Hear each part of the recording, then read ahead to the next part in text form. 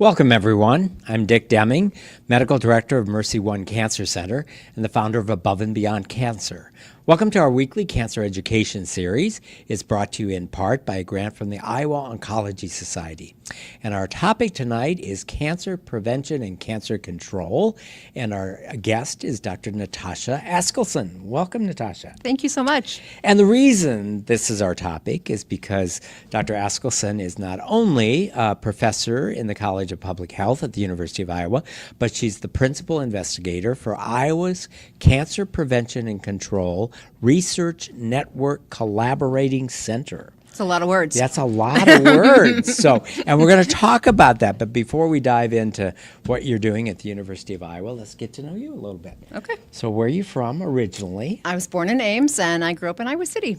And so you went to high school in Iowa City? I'm a City High Little Hawk. A City High Little Hawk. How many in your graduating class? About 400. Okay, so big school. Yep, big school. And what was your personal claim to fame in high school? I was a debater, and I was in Model UN, so I was not a cheerleader or an athlete. Okay. What was the topic your senior year in debate? Oh, wow. I don't remember the senior year, but I think freshman year it was nuclear proliferation, which was a hot topic. And were you for it or against it? Well, you had to do both sides. That's what debaters can do. We're good politicians. Yeah. So I was a debater in high school as well. Yep. Yeah. What was your topic? So in senior year, it was resolved that the United States should significantly change the jury system. Back when I first started, it was about the military-industrial complex because it was during the Vietnam War. And so debate, and then you also said UN. Yep, Model UN. Model UN. Yep. And so from that illustrious high school career, where did you go next? I went to the University of Iowa. Okay. I studied German and global health, and I thought I was going to be an ambassador. Wow. Yeah. And do you have German blood? Is that sure? I mean, many people in Iowa have German heritage. Yep. Oh. So German heritage, and it's took the language in high school, and so okay. Yeah. And did you get a major in German? Got a major in German in college, and also public health? Yeah. Later, I went and got my master's at Emory University in Atlanta. When did public health become something you were interested in? Like when you first started college? No, it took a while. Okay. I mean, I said I thought I was going to be ambassador, and at some point in time in taking political science classes, I didn't like them very much. And so then I thought I was going to be a nurse midwife.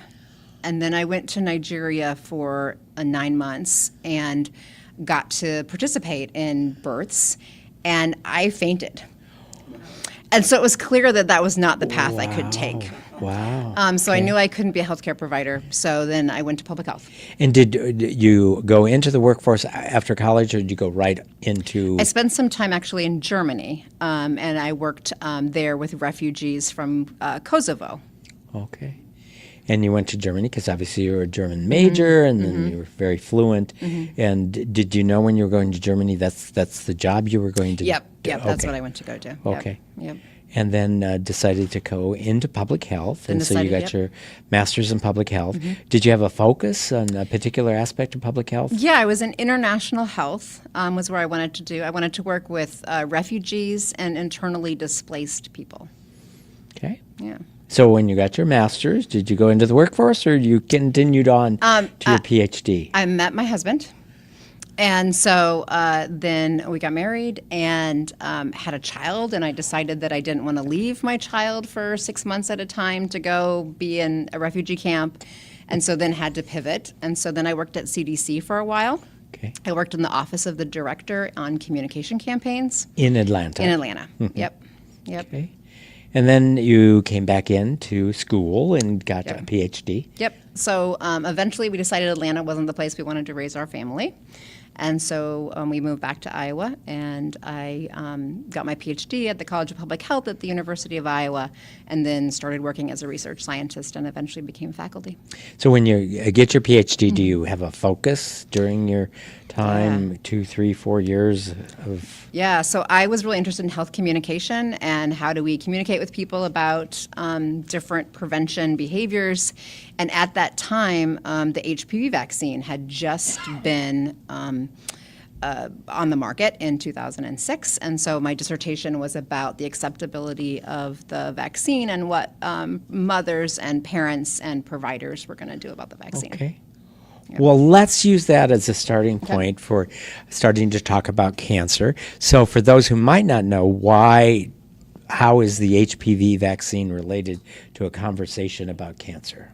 So the virus, the human papilloma virus, there are many, many strains of it, and it is really prevalent. Most of us have it on our bodies. It can cause warts, like the warts you have on your hand, or it can cause genital warts, but it can also cause cancer. In fact, it's associated with 6 types of cancer. And those 6 types are? Cervical cancer, which most women are familiar with the Pap smear. That's where they're looking for cervical cancer. Oral pharyngeal or oral cavity cancer, so that's cancer like up here. Anal cancer, vulval cancer, penile cancer, vaginal cancer. So those are, 5 of the 6 are below the belt, and the other one, which is actually the most common, is oropharynx cancer, which affects men more than women, and it's basically back where the tonsil is, or the very back of the tongue. So we call that part of our body the oropharynx. And as you mentioned, HPV is ubiquitous. We've all got it on us, and most of the time it doesn't cause a disease, but there are certain strains of that virus that do, and for those who don't know, I mean, viruses can't live independently. They have to be in a cell in our body to live, and inside the cell, some strains can cause those cells to proliferate and become cancerous. Yep. Yeah. So we have this great vaccine that was developed and can prevent this from happening in almost 100% of cases. And that vaccine is typically given to adolescents like 11 to 13. Yep. So we've had a difficult time getting most people to get vaccinated.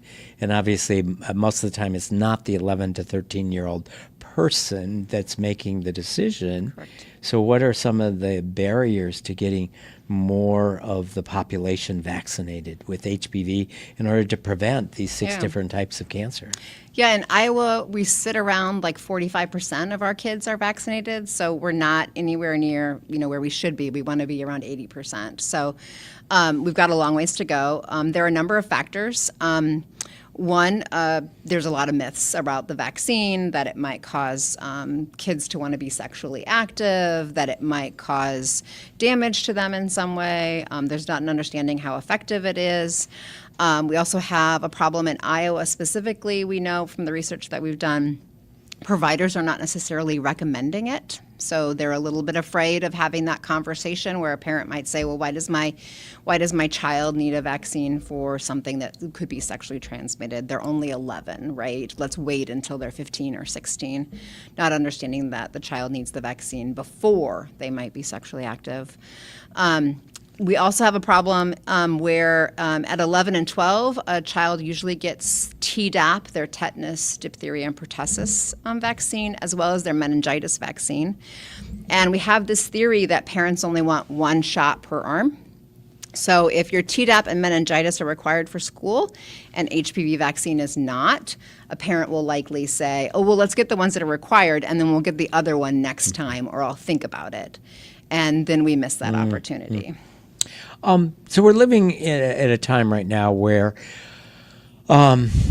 scientific knowledge is being questioned by people without much training, but part of that is vaccines. So there's many people of prominence that are talking about vaccines and in a negative way. Has that, and I don't know the answer to this, has that changed what schools require? Has there been a change in the law in terms of which vaccines are now required? It right now in Iowa has not. So what vaccines are required by a school is where the state jumps in. So that's not a federal law. So in Iowa, we are very fortunate that we have strong vaccination recommendations, and we actually have had a lot of compliance. We've traditionally been a state that has very high vaccination rates for our kids. We have seen in the last few years a really worrisome uptick in the number of bills that have been introduced in Des Moines that will weaken our immunization requirements. So bills that, for example, that have passed, we are a state where you can have a religious exemption. If for some reason your religion says that vaccinations are not part of your religion, you used to be able to go and get a statement notarized, and then your child did not have to get immunized. They got rid of the option for notarization, so now a parent just has to say, we have a religion that doesn't believe in vaccinations. And what we've seen is a great increase in the number of parents who are taking advantage of that, because it's really convenient. If you think about trying to get your kid to the doctor and you know they had to get vaccinated in order to get to school, you need to have some kind of way out. Otherwise, they don't get to attend school. So we've seen a really significant increase in the number of parents that are taking advantage of this.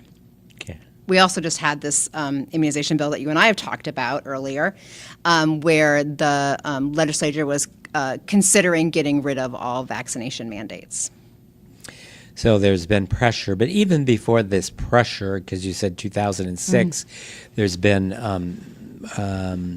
more reluctance to do this vaccination than some of the other vaccinations.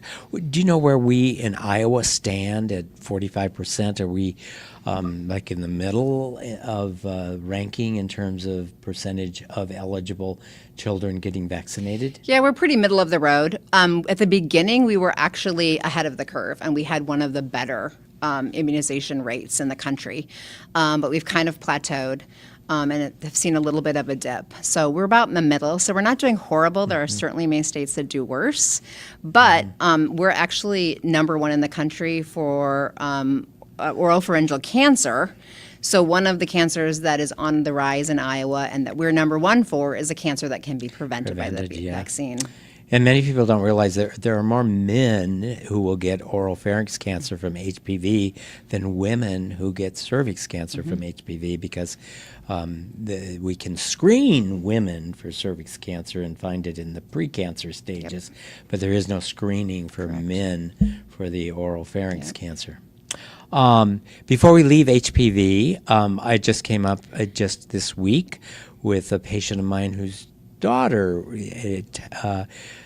tested positive. So the old pap smear back when I was in medical school was just a pathologist looking at cells or a cytologist looking at cells that you scrape off the cervix to see, are those cells abnormal? Could they be precancer or cancer?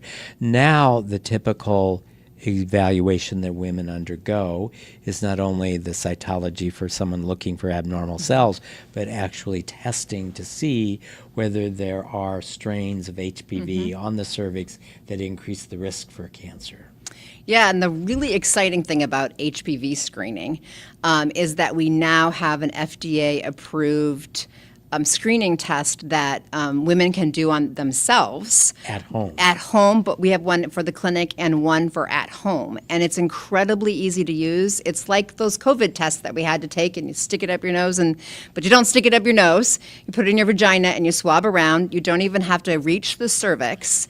You stick it in a thing and mail it back, and it tells you whether or not you have HPV. And so we could get a lot more women screened. We could get a lot of women screened who might not want to go in for that pelvic exam that's uncomfortable and can be invasive. So it's a really exciting development. Good. So one of your roles is as the principal investigator for Iowa Cancer Prevention and Control Research Network Collaborating Center. So prevention, in order to prevent cancer, the HPV vaccine fits in just perfectly with that.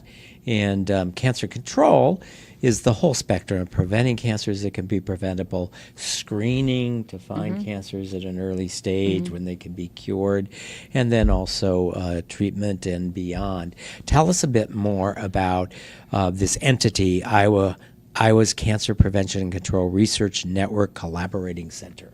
So yeah, that's the mouthful that it is. It's a pretty exciting center. We're in our third cycle of being funded, and each cycle is 5 years. The funding comes from the from CDC, so the Centers for Disease Control and Prevention, and every 5 years we compete to be able to be one of these centers, and the funding allows us to spend some time working on a project that's important to our state. So we actually work on HPV vaccine uptake, and then some of our funding is used to collaborate with the other centers around the country to work on projects that are important to all of us. And so, for example, we've worked on a project trying to get more people in federally qualified health centers screened for colorectal cancer.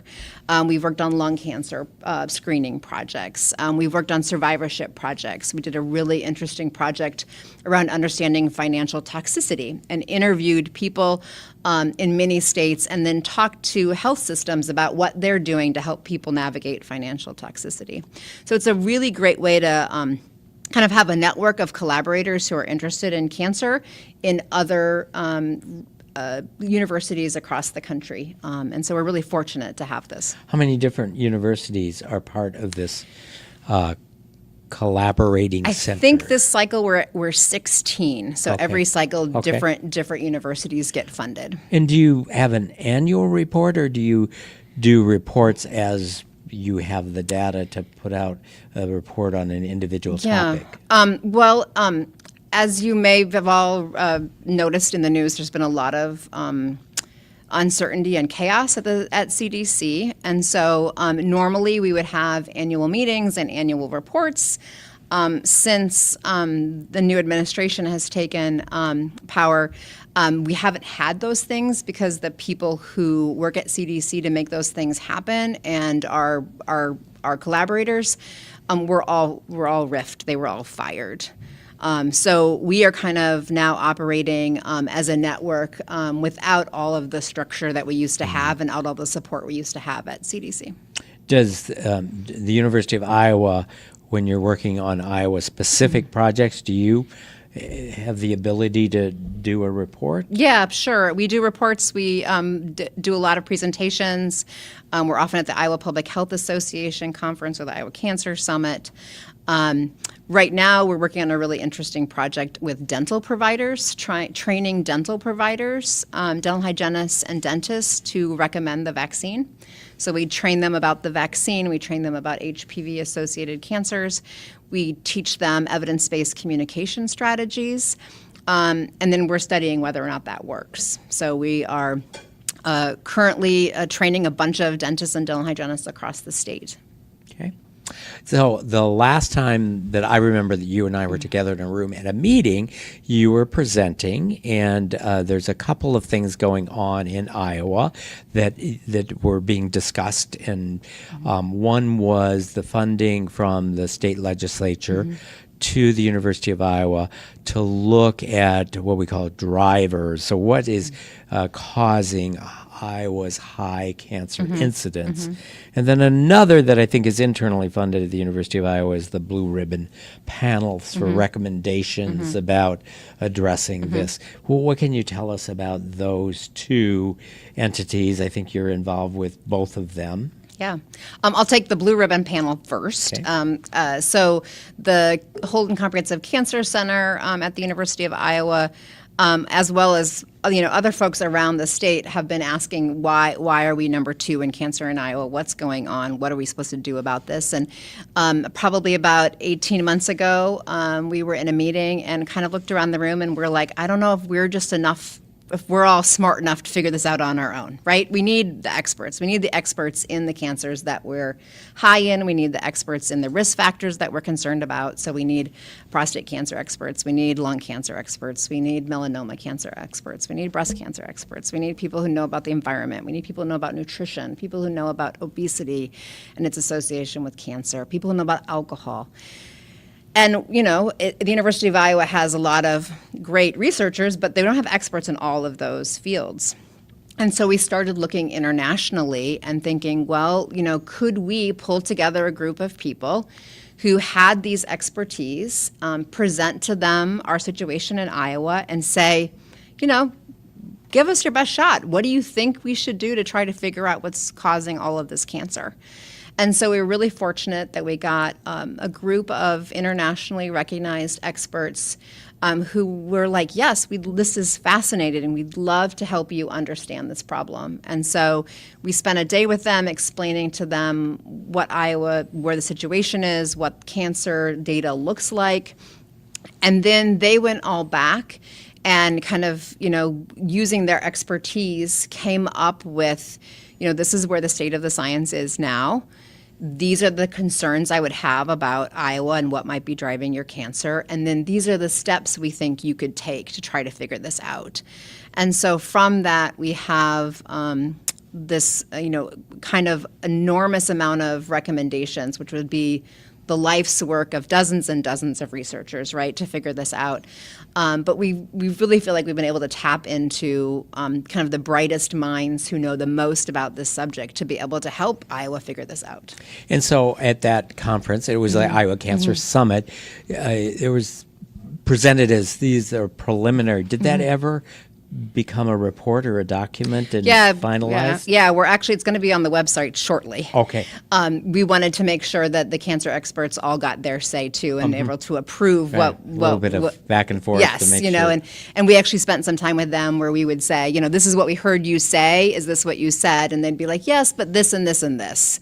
And so we're now going to be, the end final process of kind of distilling that. So we'll be able to post that. We look forward to it. What will it be called? It'll be the Blue Ribbon Panel recommendations. Okay. Yep. It'll be on the Holden Comprehensive Cancer site. Okay. Yep. And then the other entity that you're part of is the research that's been funded. It was $1 million, which is $1 million, but there's limit to how much research you can do for $1 million. But that was $1 million to fund specific research related to what we think is driving the cancer incidence. And where does that stand? Yeah, so in July 1, that money was released by the state. And so what we've done is we've taken some of the things we learned from this Blue Ribbon panel, right, and other experts across the country, and really tried to, with the data that's available, figure out what we can account for. Like, what do we know about people's alcohol use? What do we know about tobacco use in Iowa? What do we know about any of these other risk factors? And how do we understand how these things work together, right, to produce cancer? And so there was an interim report released in January. And right now we are finalizing that and then working towards a report that will be due in July. And just now you mentioned some of the risk factors. Do the risk factors that you're looking at in this research project also include some environmental, like nitrates or pesticides or radon? Yeah, I mean, as you well know, the problem is that we don't have great environmental data, right? The cancer you have today was probably not caused by something you were exposed to yesterday. And we don't have histories for everybody in terms of where they lived, what they drank, what farmers or what industry might have been near them. And so we have a really hard time being able to associate, what maybe your exposures were 10, 20, 30 years ago and the cancer you have now. And we also just don't have systems that gather this kind of data generally, right? We don't have data about everybody's well and water quality over decades. So historically, and correct me if I'm wrong, the data that we get, I mean, we know the cancers. We count cancers. Cancers are reportable. But we rely on surveys, many of them phone surveys, when it comes to the risk factors about how many people smoke, how many people eat what type of food, physical activity, alcohol consumption. That's people answering surveys. And so we've got that data that we use to assess kind of those normal suspects, if you will, cigarette smoking. And we have those data going back many decades. Many decades. But we have not consistently collected the data around the environment. Right. And one of the issues, and I think it was on at least part of the preliminary recommendations from Blue Ribbon Panel, is that we really do need to more systematically measure what's in our air and what's in our water. Yeah, and I think all of us, like, we want to know that the water we're drinking, whether it causes cancer or not, we want it to be clean, right? The air we're breathing, whether it causes cancer or something else, like, we want to know that. We're only going to be able to know that in the future if we start measuring today what is there. And we just don't have that historical data, and we don't have those systems in place right now to measure moving forward. Okay. Again, you're a professor at College of Public Health. Do you teach, and do you teach undergrads or graduate students or both? And maybe we've had other public health experts on. Define what's your best definition or explanation of what public health is? Ooh, I'll take the hardest one first, Okay. I guess. So what is public health? I mean, public health is really everything. Public health is the air we breathe, right? It is the seats we sit in and whether they're ergonomically correct, right? It is the gun violence we might be exposed to.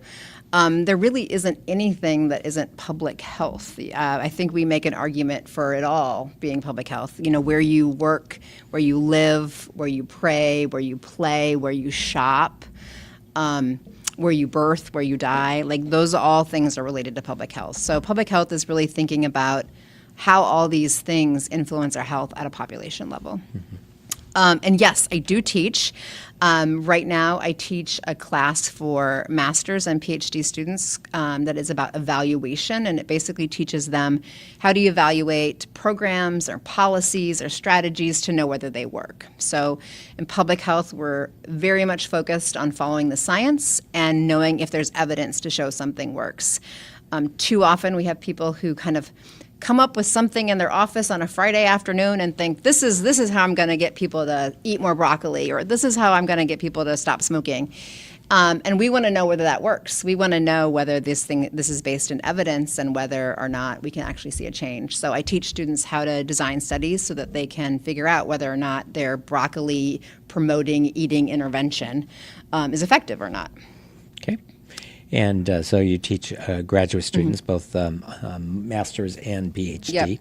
I have taught undergrads. Okay. They're a lot of fun, but very different. And in the undergrad class I taught was really trying to understand the course's overarching question was, why do we eat what we eat? And helping students understand that our decisions about what we eat are not just based on individual preferences or what we have in the refrigerator, but they're based on policies that our government has. They're based on issues around access. They're based on norms and what the people around us do. And so trying to get students to really think beyond everything's individual choice and individual decisions, but a lot of things that we do are based on things that aren't necessarily even in our control. And so let's talk some more about public health policy. So we were talking about, again, cancer prevention. One way of preventing cancer is to decrease cigarette smoking. We know that cigarette smoking in the United States is still the number one modifiable risk factor causing the most cancers, and that lung cancer, which is one of the cancers caused by smoking, it causes more cancer deaths than any other cancer. And we were chatting that, you know, when I grew up in the 1950s, about 56.9% of American adults smoked. Now it's slightly less than 10%, more than Iowa, but that going from 56.9 to 10% didn't happen just by your communication skills of telling people it's bad for you. Yeah. It happened because of public policy. I often say carrots and sticks, or penalties and credits. And this conversation came up because there's a bill in front of the state legislature to increase the tax on a packet of cigarette as the most evidence-based, proven way to get people to stop buying cigarettes is to increase the price significantly. So talk about the role that sort of what is how does that all factor in? The carrots and sticks, the taxes. How does our knowledge of the science of cancer and what it causes then translate into this public policy effort? Yeah. No, I mean, I think that it's taken a while for public health to get there, but I think we've realized we can't just go around educating each individual person and trying to be really persuasive and be like, no, you shouldn't start smoking. No, don't start smoking, right? And that it is a lot better when you build environments that make it harder for people to smoke. So you make it you have to go outside to smoke in the winter. We make it so kids can't buy cigarettes. You used to be able to go to those automats, right, and be able to just buy cigarettes with some quarters. We banned those. So we think about how do we make it harder for people to start? How do we make it harder for people to continue? And then how do we make it easy for people to do the right thing? So I spend some of my time thinking about nutrition, especially around elementary school age kids. And we use something called behavioral economics, right, where we think about giving kids healthy options and putting the potato chips behind the lunch lady who checks you out, right? So then you've built a structure where it's harder for kids to get the potato chips. We've done some studies with local schools where you just move the chocolate milk to the back of the cooler, and the sales of white milk increases greatly because no one wants to reach all the way back there to get the chocolate milk, right? And so you do things like that, and you can see that, making these small changes, whether they're small P policy, right, like a school says we're moving the chocolate milk, or they're big P like legislation policy, we can design environments where you have these carrots and sticks, right? And so we recently did a study before COVID where we put the cookies at the cash register. They used to sit next to the checkout in the high school lunchroom, and we put the cookies underneath the checkout. So they were still there. We didn't take cookies away as an option, right? You still had choice to get a cookie, but you had to bend down to get a cookie. Well, less kids bent down to get a cookie. So it wasn't in the line of sight. It wasn't in the line of sight. They knew they were there, Yeah. but they didn't want to go bend down. Let's go back to tobacco and kind of think of all the things that, and we've mentioned some of them, but there's some we probably haven't mentioned. So obviously, increasing the cost decreases the purchase of Increasing the cost where they're sold, right? So they're harder to get, yeah, right? you So they're can't not in an sell them. automat. They're not on the edge Yeah. of the street where you used to be able to get them, right? Can't advertise them. Can't now. advertise them on TV or at a sporting event, right? We limit where you can use your device, right? You can't smoke in schools anymore. You can't smoke in hospitals. You can't smoke in restaurants, malls, right? All of these places. So we've made it more inconvenient. One public policy that we probably haven't optimized is helping people stop smoking. So smoking cessation programs. And there was a time where the tobacco control program for the state of Iowa was, Iowa was investing about $12 million in a tobacco control program, and that's now down to maybe $2 million. And so things like easily available nicotine replacement products and counseling and And that for no cost, right, too. If you want someone to do something, make it as easy as possible. Make it in their community, make it no cost, make it enjoyable. We haven't done those things. Some other things that could be optimized is the non-combustible products, the vaping products, but also the pouches, et cetera. There's still a lot of that being marketed to young people. And although from a cancer perspective, not as likely to cause cancer, but might have health concerns. So there's some room for improvement around public policy to try to reduce that as well. Yeah, and I think one of our concerns with those items too is that they, gateway drug might be too strong of a term, but they are a way to kind of introduce nicotine. And then, then if you want another way to get nicotine, well, then you go to a cigarette, right? And so they can be ways in which we could get people started down a path that we don't necessarily want them to go down. we've been doing a study focusing on improving lung cancer screening around the state in a few communities. And one of the things we've done is we've done retail audits of tobacco outlets. And so we go into these small communities and we have this standardized audit that's used across the country. And we audit like how much space in the store is for these products, right? What's the cost of the products? What's the advertising? Is it near like junk food or novelty items? Is it near children's toys? And so we go into these places and we're able to really assess like what does that space look like in terms of if someone's going into the store to buy an item, what are they seeing behind the counter? And that's been really fascinating. As someone who is not a smoker, I hadn't paid a lot of attention to what's going on behind the counter at a gas station or in a grocery store. And there's just a lot of stuff going on right now there. Lots of products that I think if you're interested, go take a look. There's so many products that never existed 10 years ago. Mm-hmm. And so that's a little bit worrisome in terms of how do we keep a handle on that and make sure we're developing policy that protects particularly kids but also adults. We're going to leave 15 minutes for questions, but I want to delve into one more topic of your choosing. So in terms of talking about cancer prevention or control, what area of focus do you think has lots of room for improvement?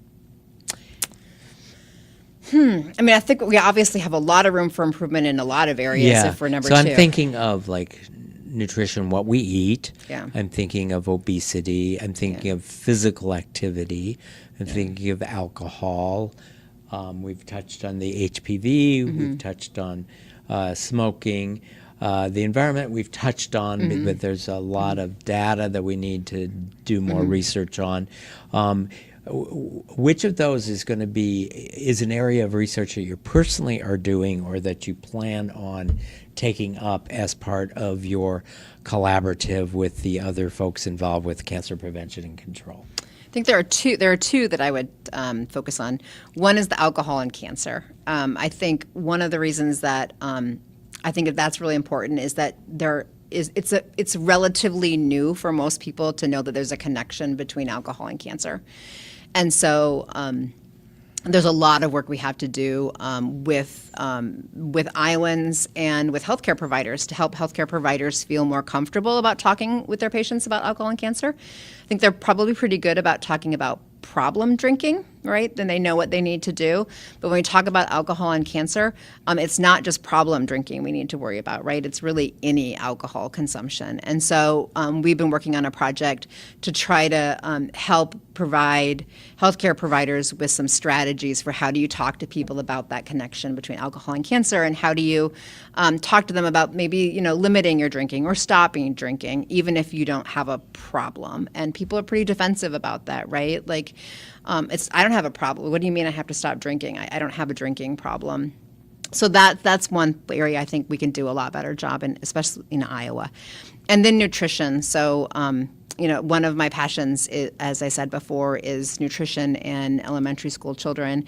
And that's the time when they're laying down their eating patterns and their preferences. And there's just so much more we could do to give kids a really strong foundation, exposure to a lot of different fruits and vegetables, different proteins, really helping them understand kind of the rainbow of colors they need to eat to stay healthy. And this is hard in Iowa. I mean, we don't grow the food that we eat. It all comes from someplace else almost. And we don't do a lot to support local farming that actually grows food that we eat. And so I spent a lot of time thinking about how do we change that local food system. And I think if we got people to eat more nutritious foods, we would see a change in our cancer rates. Not tomorrow, but eventually. And from what you're saying, I think, and it seems plausible that no matter what age, we can adjust eating habits. But there's many parts of developing habits that I hear people argue you really got to start young, and that the habits develop so young that by the time you get to junior high, maybe you've lost the battle with some. Yeah. What's the research say about how we influence eating, and at what age is the best age to influence eating habits?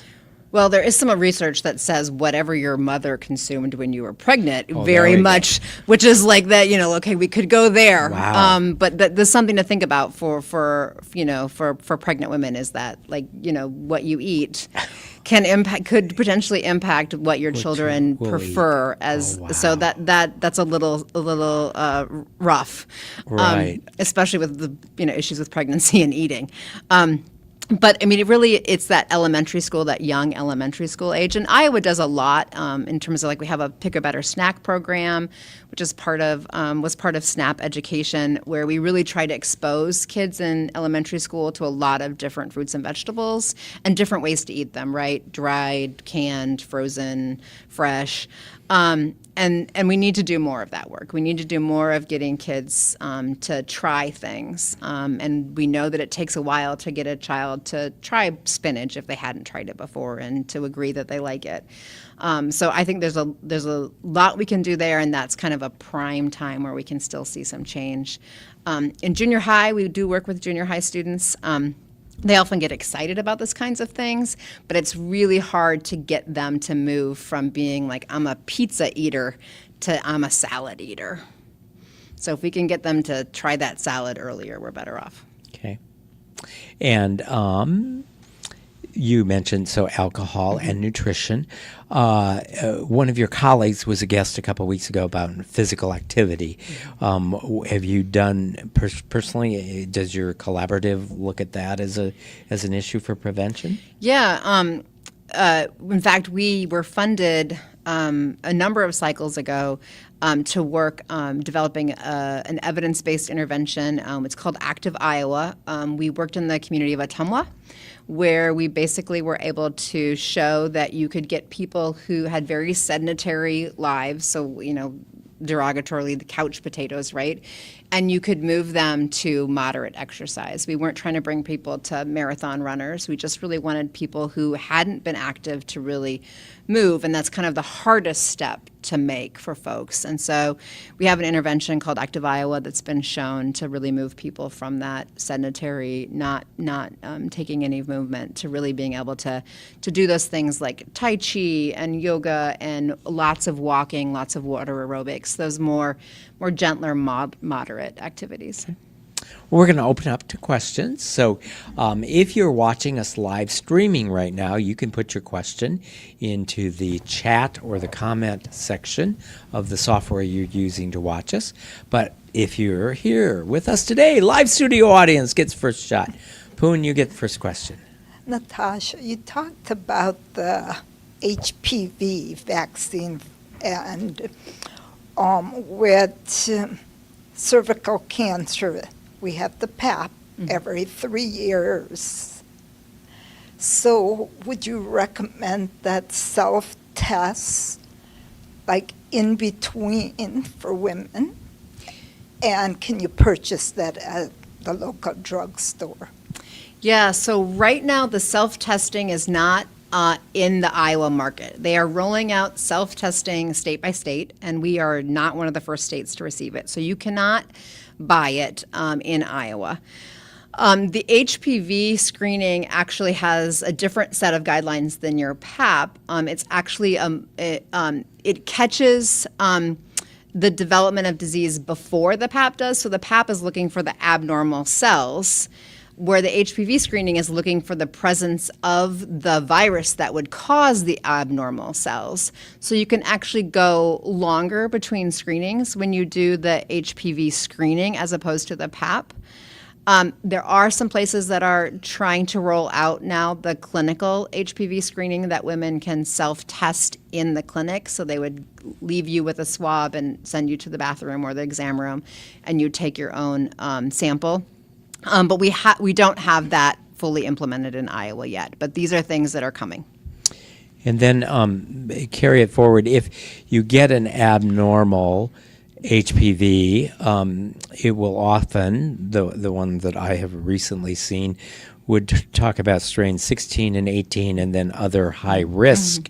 And the idea is that if you get one of those tests back, you don't just end it there, that then perhaps leads to, if you didn't have a PAP, where you're looking at the cells, and or a specialized procedure that a gynecologist would do using kind of like a microscope that looks closely at the cervix for abnormal cells, colposcopy, which is a word many people don't know, and they often hear the word and they think colonoscopy, but colposcopy is looking at the cervix. So that's often a follow-up test if the initial test is abnormal. Correct. Okay.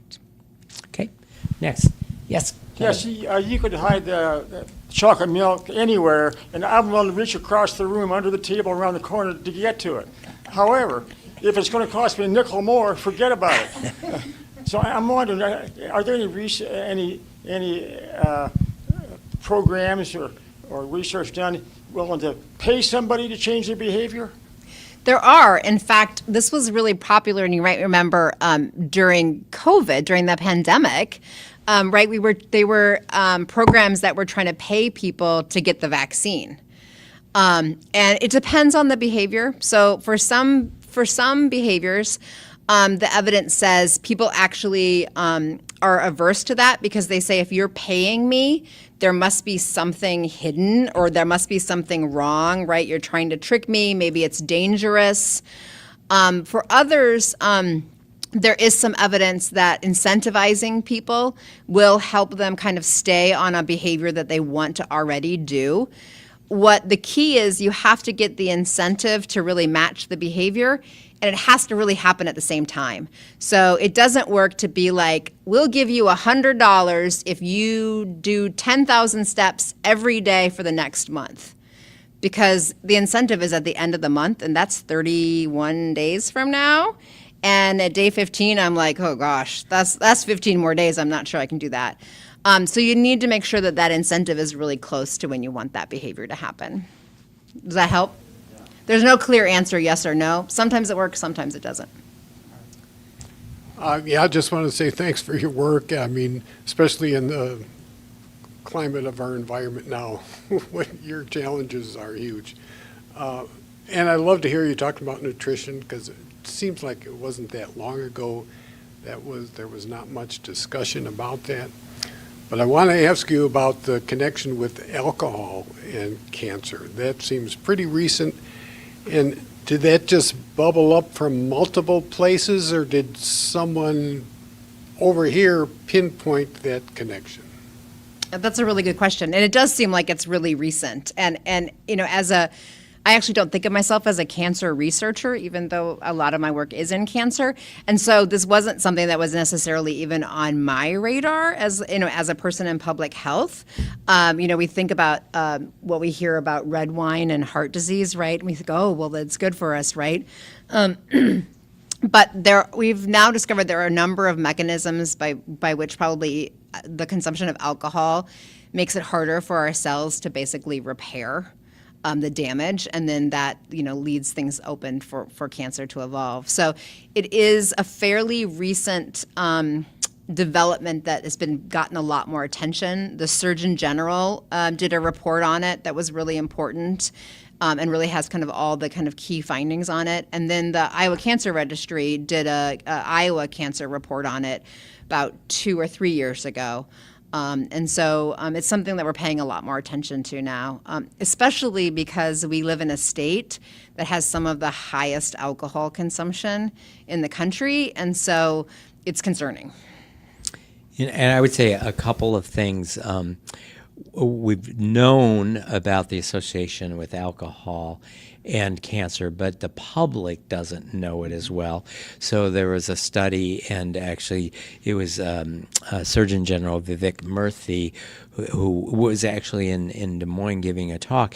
The studies show that 95% of Americans know that cigarette smoking causes cancer, but fewer than 40% of Americans had any idea that alcohol was related to cancer. So the knowledge has been around for a while, but it hasn't been disseminated very well. And then I would also say, in alcohol consumption being good or bad, when I was in medical school, it was taught that drinking some alcohol was healthier than drinking no alcohol. And the sum was like, as long as you drank less than your doctor drank, you were probably okay. No, I'm joking there. But it was never really specific, although sometimes there was like one glass of wine, and the red wine was healthy, and maybe it made. But now most everyone in science agrees this idea that drinking one glass of red wine a day is not a healthy thing, and that even that can contribute to cancer. But then I will just say philosophically, it's not like he who lives the longest wins, and that there are some benefits of alcohol consumption in terms of social, not health, but social connection can have a health. So I'm not justifying, but it's also, when you have a population where that is a common social thing, there just tends to be probably this implicit bias, and there's docs not talking about it as much. I would say in this day and age, when I was in medical school, probably 50% of the doctors smoked, and doctors smoked on round. The lung doctors smoked while making rounds in the hospital. Now, very few doctors smoke, but I would say majority of doctors probably have some alcohol consumption, and that probably affects communication. Yeah. And nobody wants to feel like what they're doing is bad for them, right? But I think it's important that we all know what our risk factors Yeah. are, right? And if you're interested in lowering your risk factors for cancer, well, that's one place you could start. Yeah. And if you are like, you know what, that doesn't concern me very much, I'd rather have my glass of wine, then that's like a fair and okay decision for you to make. Yep. But the evidence shows don't smoke, don't drink if you want to have the lowest risk of cancer. Angelina. Well, it's interesting. I worked for Drake University Head Start. And as a TA at the time, I had to go and do the shopping. So when it came to the good foods and all, and most of it ended up in the garbage, but we were trying to do the recommendation. And I think now, well, since I retired, they've got a different system where they have the public, what's it called, the school. Public schools helped in with that, with the snacks and the lunch. But when I was talking to the parents, they said, can't we just sneak in something because of what you're feeding them? In reality, because of the low income, they can't afford those healthy vegetables and things like that. And I said, unfortunately, no, we can't. And this is part of trying to teach them so young, but the reality is not the same at home. So it's a real combative type of thing for both families and children. And we can't force them to eat it. We just have to present it in front of them. If they don't eat it, they don't eat it. It's kind of like, breaks my heart. Yeah.